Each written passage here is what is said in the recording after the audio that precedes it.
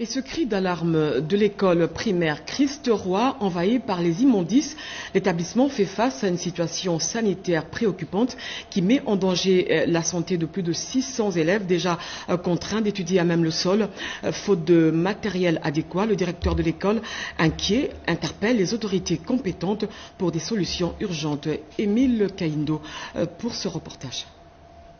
Situé dans la commune de Mongafula, quartier Matadi-Mayo, plus précisément à la cité Pumbu, l'école primaire Christ-Roi occupe l'ancien terrain du collège Sainte-Rita, d'une dimension de 150 sur 50 mètres carrés. Malheureusement, cet établissement d'enseignement primaire fait actuellement face à plusieurs défis. Sur ces 12 salles de classe, seulement 8 sont opérationnelles et ne répondent pas aux normes. 4 autres salles sont défectueuses. À peine les murs sont visibles. Les latrines infectieuses, l'aire de jeu se transforme en une décharge publique. Ici, l'insalubrité a atteint son paroxysme. Les élèves jouent dans une cour envahie par les immondices. Le manque de bancs pousse les élèves à étudier à même le sol, ce qui réduit la qualité de l'écriture et affecte l'environnement d'application. La santé et l'éducation des enfants restent préoccupantes. Mais ça demandait qu'on jette les ordures, mais au lieu de jeter dans l'érosion, voilà, les voisins viennent jeter ça devant les salles de classe. Et les enfants n'ont pas vraiment de terrain pour la récréation. Nous demandons au président de la République de voir un peu cette école. Maman, la première ministre, si elle peut vraiment nous aider. Et pourtant, créée en 2002, l'école Christ-Roi bénéficie de la gratuité de l'enseignement.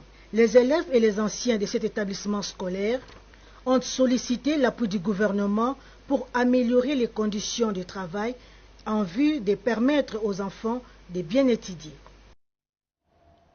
Les travaux de reconstruction des pylônes de la ligne très haute tension Kimweza-Maluku-Bandundu, récemment sabotée, s'intensifient. Les parlementaires membres de la commission infrastructure se sont rendus sur les sites de Kimpoko pour s'assurer de l'avancement des travaux. Yvette Makoutima et Dichala. La SNEL SA renforce son réseau à Kinshasa sous l'œil vigilant des parlementaires. En partenariat avec une délégation parlementaire de la commission infrastructure, a conduit une mission d'inspection sur des sites stratégiques à Kinshasa. Objectif, évaluer les efforts de renforcement du réseau électrique. Première escale, la sous-station RVA de l'aéroport international d'Njili, où un transformateur de 15 MVA a été officiellement mis en service par les directeurs généraux de la SNEL SA, ingénieur Teddy Luambamouba. Aujourd'hui, nous avons un transformateur de 15 MVA qui sera dédié spécifiquement à la charge de la RVA et l'ancien de 10 MVA sera pour la charge de la cité. Direction ensuite Kimpoko, dans la commune de Maluku, où ses élus ont constaté l'évolution des travaux de reconstruction de 3 pylônes très haute tension vandalisés. Rassurant, le directeur général de la SNEL SA a affirmé que les travaux avancent conformément au calendrier. Ces structures sont cruciales pour la ligne Kimweza-Maluku-Bandundu, dont l'interruption a aggravé les coupures dans plusieurs quartiers de Kinshasa. À ce jour, on peut estimer que les travaux déjà dépassent les 50% sur ce site et nous donnons encore en projection 2 semaines au maximum pour pouvoir trouver une solution définitive. Ces réalisations et tant d'autres s'inscrivent dans la vision managériale imprimée par la SNEL SA visant à améliorer la qualité dans la desserte en énergie électrique. Je l'ai dit tantôt, la sécurité durable passe par une gouvernance locale forte, inclusive et participative. Petite phrase du vice-premier ministre en charge de l'Intérieur lors de la rencontre avec les gouverneurs de 10 provinces touchées par l'extrémisme violent. Pendant 3 jours, les participants vont identifier les causes profondes et proposer des stratégies de gouvernance pour renforcer la stabilité et la cohésion des provinces. Bobo Anan Mokonzi.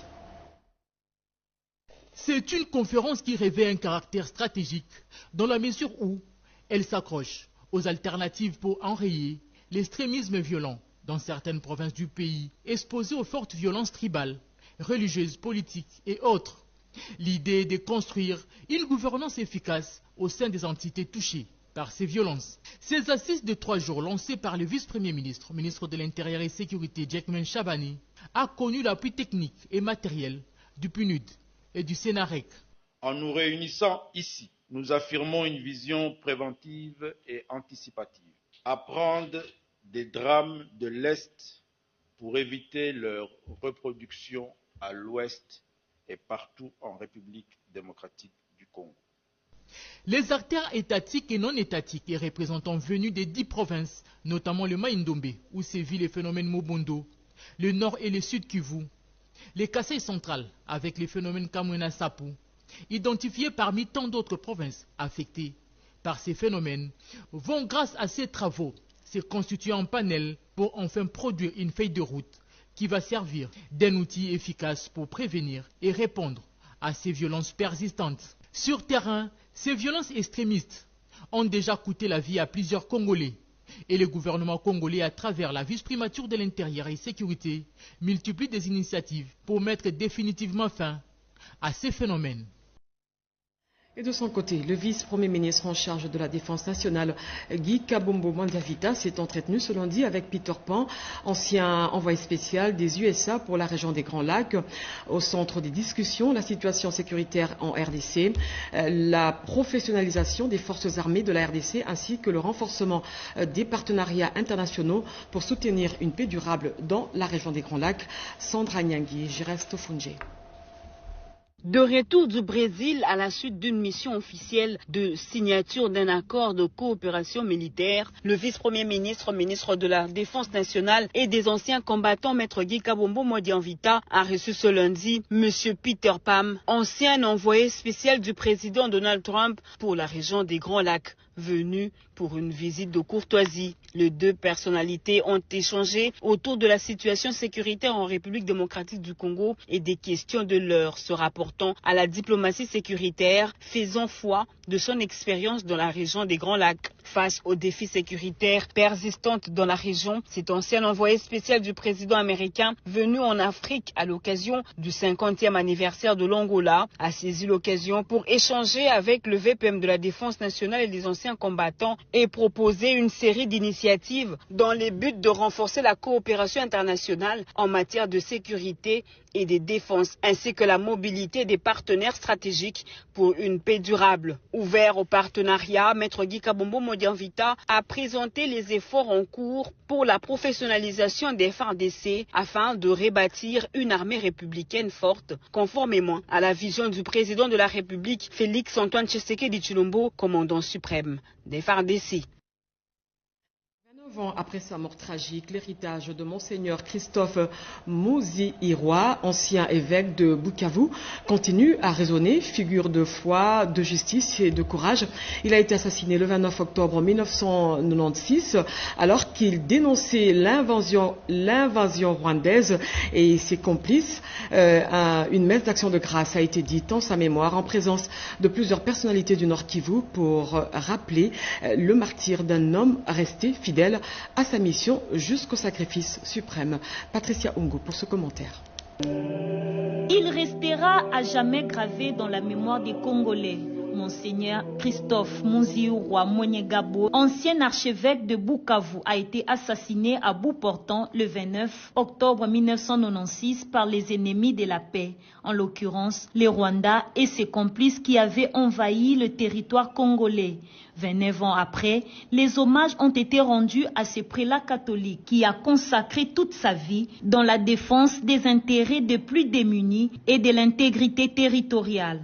Au cours de cette célébration eucharistique, l'officiant du jour a invité l'assistance à suivre le modèle de Monseigneur Christophe Muziihirwa, martyr de la foi, du courage et de la justice. Plusieurs personnalités et notables du Nord et Sud Kivu ont pris part à cette messe d'action de grâce. Dans la foulée, le deuxième vice-président du Sénat, Modeste Batibulukwebo, et l'ancien ministre de la Recherche scientifique, Gilbert Kabanda Kourenga. C'est une journée de mémoire, c'est une journée où nous devons rappeler à l'opinion nationale et internationale ce grand homme, et qu'il est temps qu'on lui rende justice, et notamment qu'on le béatifie, qu'il devienne un bienheureux, un modèle de patriotisme, un modèle d'amour.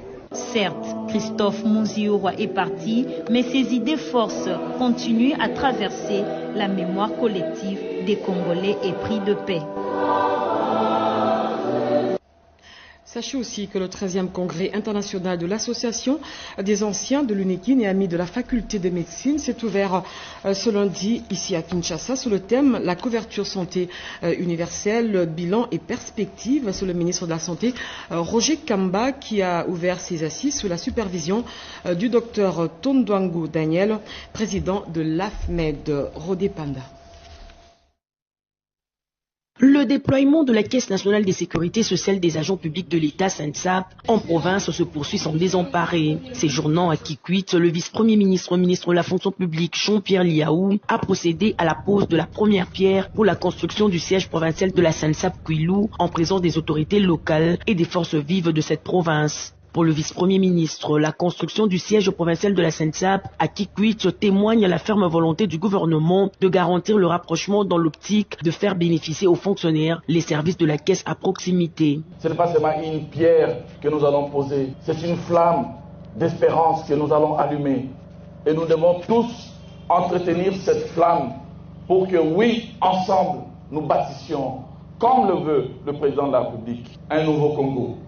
Un Congo autre que celui dans lequel nous vivons, un Congo qui va permettre à nos enfants et à nos petits-enfants de vivre dignement. Dans son mot, le directeur général de la SNSAP a salué l'appui déterminant du gouvernement et le pilotage du vice-premier ministre dans l'expansion provinciale de la Caisse. Ces réalisations, porteuses d'un impact durable, s'inscrivent en lettres d'or dans l'histoire de la Caisse et témoignent de son engagement constant au service de la nation. Avec la construction du siège provincial Kwilu, la SNSAP poursuit son implantation dans les provinces, traduisant ainsi la transformation structurelle de l'État social voulu par le président de la République, Félix Antoine Tshisekedi Tshilombo. Compris qu'il s'agit de la Caisse nationale de sécurité sociale des agents publics de l'État qui a eu un nouveau bâtiment, qui a la pose de la première pierre faite par le vice-premier ministre en charge de la fonction publique, Jean-Pierre Liaou.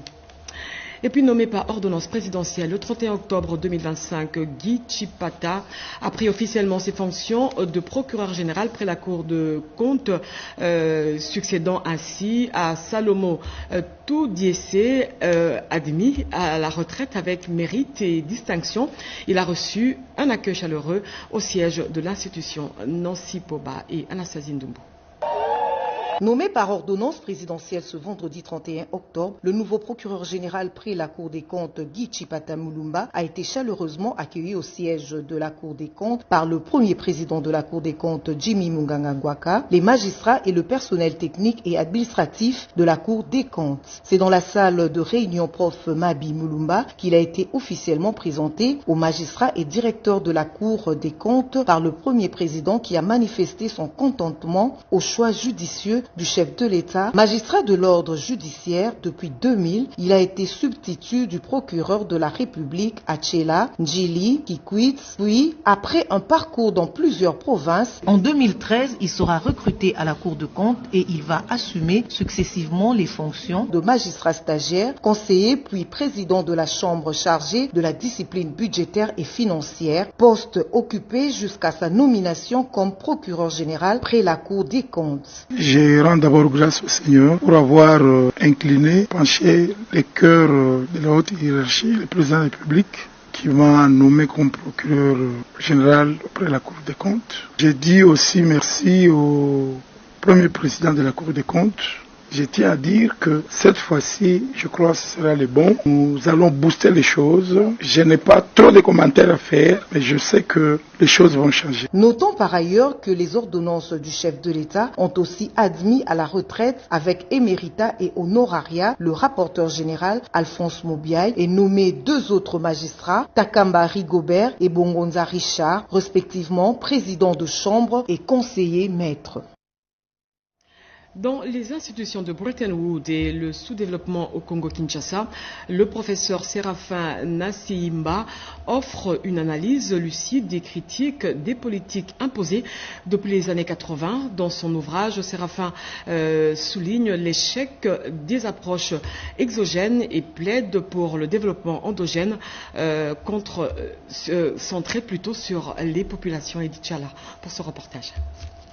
Les institutions de Bretton Woods et le sous-développement au Congo-Kinshasa, sociologie des politiques publiques ultralibérales imposées, c'est l'ouvrage d'une richesse immense qui a été porté sous le fond baptismaux par le père Ferdinand. L'ouvrage analyse différents programmes depuis les ajustements structurels des années 80 en passant par les EMD jusqu'aux ODD sans que le développement réel ne soit observé. Le professeur Séraphin Baharani, qui en est l'auteur, jette un regard critique sur ces années d'approche exogène des développements et projette une autre approche dans une perception endogène, cette fois du développement. Un volume des 2 parties des 3 chapitres chacune qui invite au débat constructif et rigoureux sur la croissance inclusive et la recherche d'un dialogue responsable. L'objectif étant de trouver des réponses aux interrogations sur l'amélioration des conditions de vie de nos populations. La privatisation à outrance ne rendant pas particulièrement performantes les entreprises concernées mérite une évaluation, un autre pan important de cet ouvrage. Les pistes, c'est d'avoir une politique qui part de nos entités à la base et qui remonte.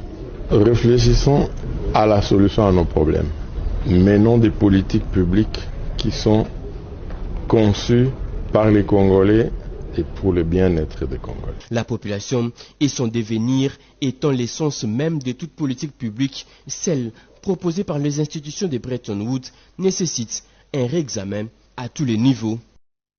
Voilà, c'était un reportage d'Edith Chala rendu par Eric Kabamba. Je disais donc, le 13e congrès international de l'Association des anciens de l'UNIKIN et amis de la faculté des médecines s'est ouvert ce lundi ici à Kinshasa sous le thème la couverture santé universelle, bilan et perspective. C'est le ministre de la Santé Roger Kamba qui a ouvert ses assises sous la supervision de Dr Tondwangu Daniel, président de l'AFMED Rodépanda. Ouverture santé universelle, bilan et perspective, c'est un projet et une vision présents dans tous les esprits des Congolais, choisi comme thème du 13e congrès international de l'Association des anciens et amis de la faculté de médecine de l'Université de Kinshasa, tenu à Sultani River à Kinshasa. Les vice-présidents de l'AFMED UNIKIN et les doyens de la faculté de médecine, les professeurs Nsambi, ont proclamé avec un désir ardent la réussite de ce 13e congrès. Dans son adresse d'accueil de l'Auguste Assemblée, le président de l'AFMED, le docteur Daniel Tondwangu, premier dans la prise de parole, a trouvé l'occasion belle pour remercier la tutelle et les participants pour leur implication à cette rencontre médicale des praticiens de santé. Et bien avant, une minute de souvenir a été observée en mémoire de la population meurtrie dans l'est du pays. De son côté, le recteur de l'Université de Kinshasa, le professeur Jean-Marie Ntumba Kayembe, a salué la présence du ministre de la Santé, Samuel Roger Kamba, et surtout pour les protocoles désormais conclus entre les ministères et l'UNIKIN. Il en a profité pour demander de se faire enregistrer comme anciens de l'UNIKIN pour apporter leur expertise. Le docteur Samuel Roger Kamba, ministre de la Santé publique, Hygiène et Prévoyance sociale, qui a présidé l'ouverture de ces assises en présence de plusieurs autorités sectorielles, a démontré les efforts déjà conjugués dans la couverture santé universelle et ce qui reste à faire dans le cadre de ces vastes programmes. Avec la politique des taxes, cette vision du chef de l'État ne souffrira d'aucun problème, a rassuré les patrons de la santé en RDC. Hommage aux pionnières des femmes qui ont marqué l'histoire de la médecine dans notre pays.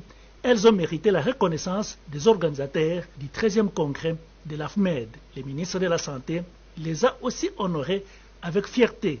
Un aspect particulier dans cette cérémonie, c'est aussi la présentation par le staff médical du centre hospitalier Tshisekedi Tshilombo de la Caisse nationale de sécurité sociale de Lubumbashi, visité par une délégation de l'AFMED il y a peu.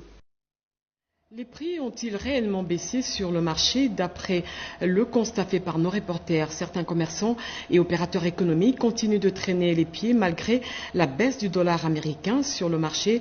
Iverson Kabawa s'est rendu au marché Somba-Ziguida. Voilà, mesdames, messieurs, nous sommes ici au marché Ziguida, situé à l'intersection de l'avenue Dima et de l'avenue du Plateau dans la commune de Kinshasa. Les prix des biens de consommation et autres ont-ils réellement baissé, oui ou non? Est-ce qu'il y a de l'ambivalence depuis l'appréciation du franc congolais sur le marché d'échange? Nous nous sommes rapprochés des vendeuses et vendeurs pour en savoir un peu plus. Il y a baisse des prix de première nécessité. Néanmoins, nous ne vendons pas comme avant parce que Les Indiens ont doublé la vente en détail, tout comme en gros. Et nous sommes pénalisés.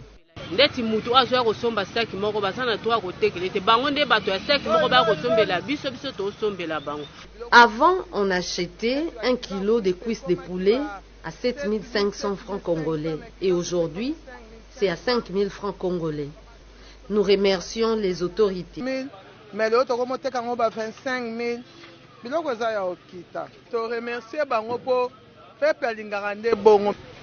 Voilà, vous avez constaté avec moi les vendeuses de ce marché des Ziguida.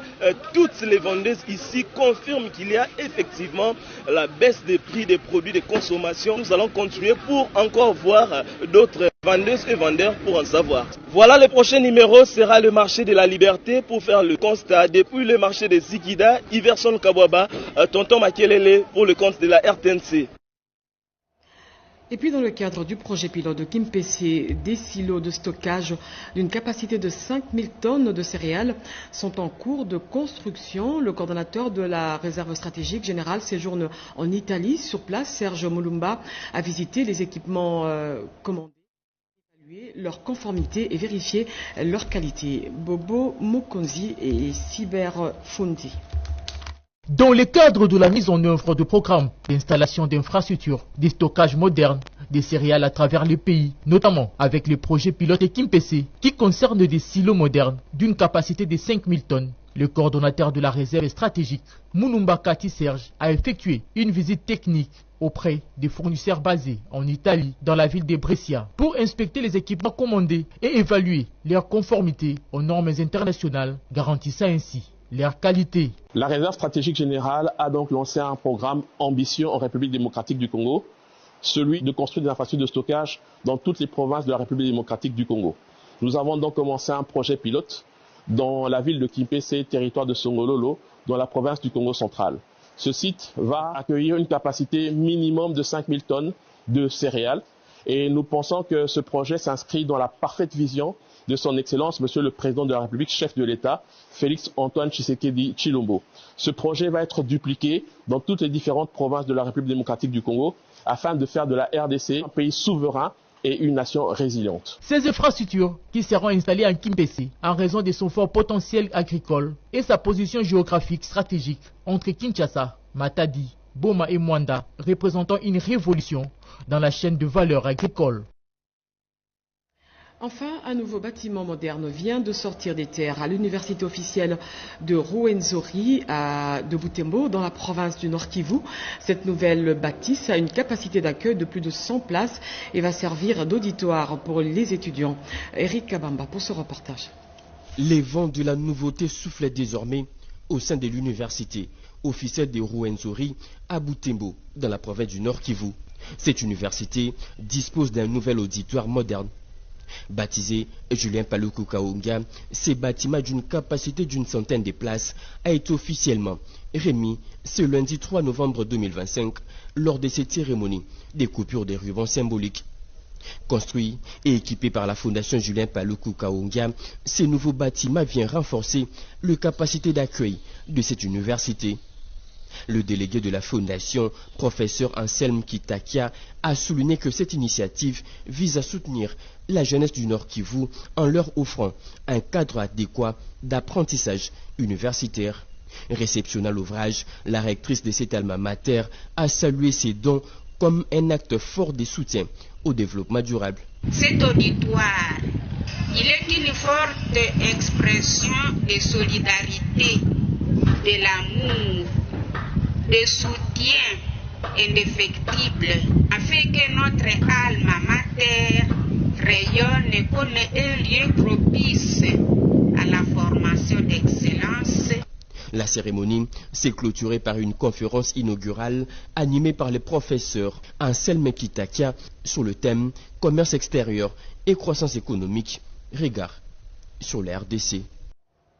Et ce communiqué, avant de boucler complètement ce journal, le directeur général du Bureau national d'études et de planification industrielle, Innocent Bungaya, informe les responsables des entreprises industrielles identifiées et éligibles au programme national de mise à niveau des entreprises industrielles en sigle PNIE MEEJ, dont les avis de passage et autres documents y afférents ont été déposés, que la mission de pré-diagnostic débutera en date du 3 novembre 2025. Sur ce, le directeur général encourage les responsables des entreprises industrielles de fournir les informations recherchées qui conduiront à un diagnostic proprement dit en vue de rendre plus compétitives et résilientes vos entreprises respectives. À cet effet, cette mission sera effectuée par les experts du Bureau national d'études et de planification industrielle, porteurs d'un ordre de mission dûment signé par le directeur général. C'est un communiqué signé. Innocent Bou l'a rédigé sous la direction de Joseph Oscar Mbal. Patito Ndwango était à la coordination. Simon Kankolongo, André Njeka l'ont réalisé pour vous. L'actualité continue. Je vous retrouve demain avec le même plaisir. Au revoir. Facteur du développement économique de la province. Une deuxième édition qui est un espace de réflexion pour baliser le chemin pour la connectivité de cette province enclavée. N'oubliez pas que la province de Maniema, c'est une province vraiment enclavée, où il n'y a pas vraiment de routes, il n'y a pas de développement de projets énergétiques.